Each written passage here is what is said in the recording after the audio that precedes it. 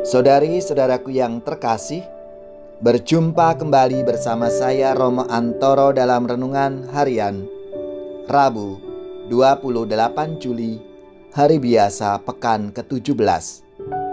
Semoga kita bersama keluarga selalu dalam keadaan baik, sehat, dan bersemangat. Inspirasi kita hari ini dari Injil Yesus Kristus menurut Matius bab 13 ayat 44 sampai 46. Marilah kita bersama-sama mengawali renungan kita dengan tanda kemenangan Kristus. Dalam nama Bapa dan Putra dan Roh Kudus. Amin. Sekali peristiwa, Yesus mengajar orang banyak.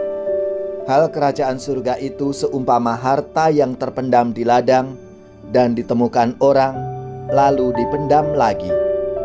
Karena sukacitanya, pergilah ia menjual seluruh miliknya, lalu membeli ladang itu. Demikian pula hal kerajaan surga itu seumpama seorang pedagang yang mencari mutiara yang indah. Setelah ditemukannya mutiara yang sangat berharga, ia pun pergi menjual seluruh miliknya, lalu membeli mutiara itu. Demikianlah Injil Tuhan. Terpujilah Kristus. Saudari-saudaraku yang terkasih, sabda Tuhan hari ini mengisahkan perumpamaan Tuhan Yesus mengenai kerajaan Allah. Kerajaan Allah itu seumpama harta yang terpendam di ladang dan mutiara yang berharga. Ketika seseorang menemukan harta atau mutiara yang berharga itu dan melihat bahwa harta itu tak ternilai apapun juga, maka orang tersebut pun akan rela menjual seluruh miliknya untuk membeli tanah di tempat harta itu berada. Seperti yang dikisahkan dalam Injil. Setelah menemukannya mutiara yang sangat berharga, ia pun pergi menjual seluruh miliknya, lalu membeli mutiara itu.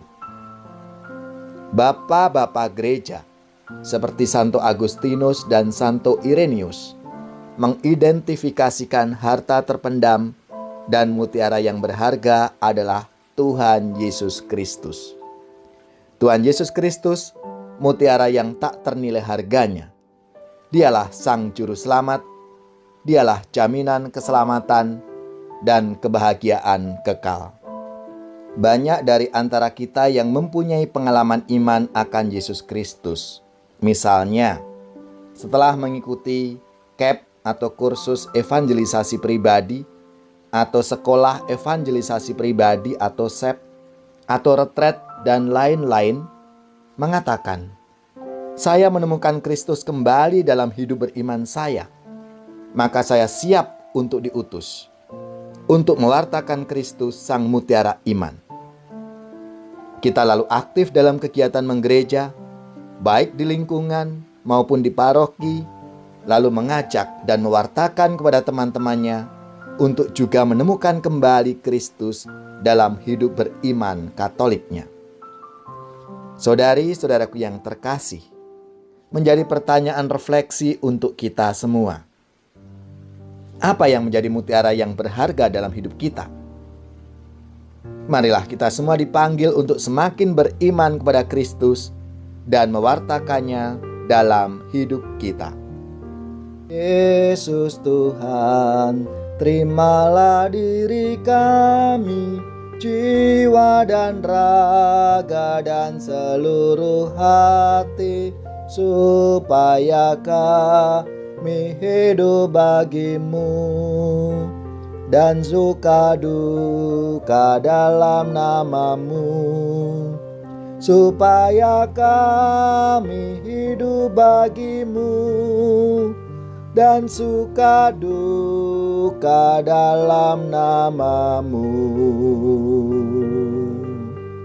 Semoga saudari-saudara sekalian, keluarga-keluarga, orang-orang yang kita doakan, mereka yang sakit, yang menderita, seluruh tugas, belajar, pekerjaan, usaha, serta karya pelayanan kita dibimbing, dilindungi dan diberkati oleh Allah yang Maha Kuasa, Bapa, Putra, dan Roh Kudus. Amin.